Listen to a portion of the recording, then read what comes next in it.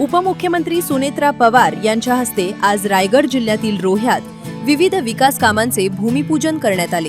रोहा अष्टमी नगर परिषदेच्या माध्यमातून कुंडलिका नदीकाठी पूर संरक्षण भिंत, नदी संवर्धन आणि आकर्षक खाऊ गल्ली विकसित केली जाणार आहे। विशेष म्हणजे कुंडलिका गार्डनमध्ये भव्य शिवसृष्टी शिल्प उभारले जाणार असून दत्ताजीराव तटकरे ब्लड बँक अद्ययावत करणे आणि धावीर महाराज मंदिर भक्त निवासाच्या नूतनीकरणाचाही यात समावेश आहे। या सोहळ्याला खासदार सुनील तटकरे, मंत्री आदिती तटकरे आणि आमदार अनिकेत तटकरे यांच्यासह अनेक मान्यवर उपस्थित होते।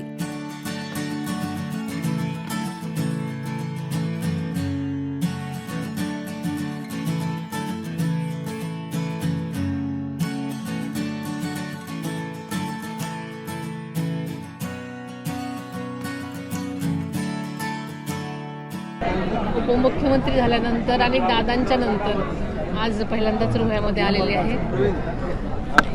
मन अतिशय भावनिक झालेलं आहे, कारण याच्यापूर्वी आदरणीय दादांशिवाय त्यांचे परममित्र आदरणीय सुनील तटकरे यांनी कार्यक्रम घेतलेलेच नव्हते आणि आज त्यांनी तोच पायंडा मलाही इकडे बोलून पुढे तसाच सुरू ठेवलेला आहे। आज तुमच्या सगळ्यांच्या साक्षीनं आज इथल्या विविध विकास कामांचं भूमिपूजन झालेलं आहे आणि मी कार्यक्रम केलेला आहे।